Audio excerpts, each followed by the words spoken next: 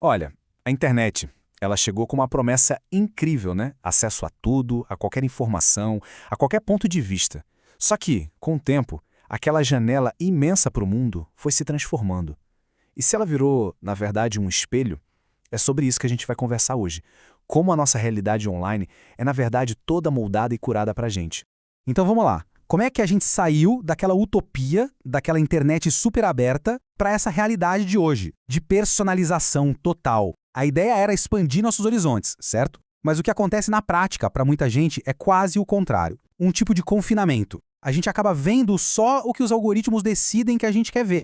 E o sonho era, nossa, era uma coisa simples, mas muito poderosa. Imagina só, ter o mundo inteiro na ponta dos dedos. Isso significava mais liberdade para escolher, mais conhecimento, muito mais autonomia. Era para ser uma expansão real, sabe? Dos nossos próprios horizontes. Pois é, e é aqui que a gente chega no X da questão. Essa pergunta é o que define o grande dilema da nossa vida online. Será que a gente está mesmo descobrindo coisas novas? Ou será que a gente está só recebendo mais e mais do mesmo, um reforço constante daquilo que a gente já conhece, daquilo que a gente já acredita? Ok, para entender como isso funciona, a gente precisa falar do primeiro conceito-chave aqui, o filtro bolha. E olha, isso não é algo que acontece por acaso, não.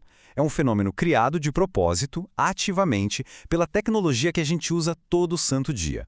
O termo foi criado por um cara chamado Eli Pariser, e a definição dele é perfeita. Pensa assim, os algoritmos criam um universo de informação único só para cada um de nós. E por quê? Porque o objetivo das plataformas é manter a nossa atenção, nos deixar online o máximo de tempo possível. E qual o jeito mais fácil de fazer isso? Mostrando mais do que a gente já gosta. Só que o efeito colateral disso é um isolamento. Um isolamento bem sutil, mas super poderoso de tudo aquilo que é diferente do nosso mundo. E talvez a parte mais complicada, a mais perigosa mesmo, é que essa bolha é invisível. A gente simplesmente não percebe que está dentro dela. Cada clique, cada curtida, cada compartilhamento, tudo isso está treinando o sistema para reforçar aqueles mesmos padrões. E o resultado? A gente vai se afastando pouco a pouco do que é diferente e fica preso num ciclo infinito de repetição. Certo? Agora vamos para o segundo conceito, que aprofunda ainda mais essa história. Se o filtro bolha é construído pelos algoritmos, pela tecnologia, a câmara de eco é diferente. Somos nós mesmos que construímos as paredes dela através das nossas interações com outras pessoas online. Então, o que é uma câmara de eco? É, na essência, um ambiente de comunidade. Pensa naqueles grupos de redes sociais, sabe? Ou em aplicativos de mensagem. Ali dentro, as pessoas conversam principalmente com quem já pensa igual. As opiniões são validadas o tempo todo pelo grupo, criando aquele eco. Dentro desses espaços, a sensação de segurança é o que mais importa. Qualquer opinião que vá contra a do grupo é vista como uma ameaça, e por isso é logo ignorada, atacada, descartada. Isso, por um lado, cria um sentimento forte de pertencimento, mas, por outro, acaba imunizando todo mundo contra qualquer ideia diferente. O diálogo com quem pensa diferente se torna quase impossível. Olha só essa comparação, ela resume tudo. De um lado, o filtro bolha. Ele vem do código, do algoritmo e nos isola de um jeito passivo, solitário. Do outro lado, a câmara de eco. Ela vem da comunidade, das pessoas e nos une para reforçar ativamente o que a gente já acredita. Resumindo bem, a bolha é sobre o que a tecnologia nos mostra. A câmara de eco é sobre o que nós dizemos uns para os outros. Uma é automática, a outra social. E quando a gente junta esses dois fenômenos, o filtro bolha e a câmara de eco, aí a coisa muda de figura. A forma como a gente consome tudo, produtos, ideias, cultura, se transforma completamente. O consumo, que deveria ser um ato de descoberta, de encontrar o novo, vira só um ato de confirmação. O resultado disso é um verdadeiro ciclo vicioso, um circuito fechado. As plataformas não estão só respondendo a um desejo que já existe.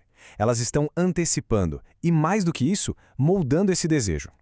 A cada clique, é como se a gente estivesse dizendo para o sistema: é isso aí, sou eu mesmo. E com o tempo, o que acontece? As sugestões ficam cada vez mais previsíveis e o nosso perfil digital vai se tornando mais e mais estreito. É uma citação do filósofo Byung-Chul Han que captura isso perfeitamente. Ele diz que a cultura do clique gera uma subjetividade fechada em si.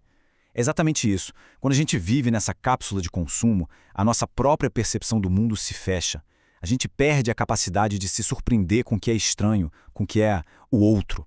E é aqui que o papo fica bem sério. Porque esse mecanismo todo ele não serve só para sugerir o próximo par de tênis que a gente deveria comprar. O mesmíssimo ciclo que molda o consumo de produtos também molda o consumo de ideias, de notícias, de visões de mundo. Esse isolamento digital ele transborda do carrinho de compras e vai parar na esfera pública. E aí ele afeta algo fundamental, a nossa capacidade de atuar como cidadãos numa sociedade democrática. As consequências disso são muito profundas. Primeiro, a gente perde o contato com a alteridade, ou seja, com o que é diferente. Isso se torna raro. E o que isso alimenta? Polarização. Depois, a nossa autonomia diminui. As escolhas parecem livres, mas na verdade estão sendo guiadas por sistemas que a gente nem vê, nem conhece. E por fim, a nossa própria identidade pode ficar, digamos, engessada, presa a um estilo de vida que foi vendido pra gente, clique a clique.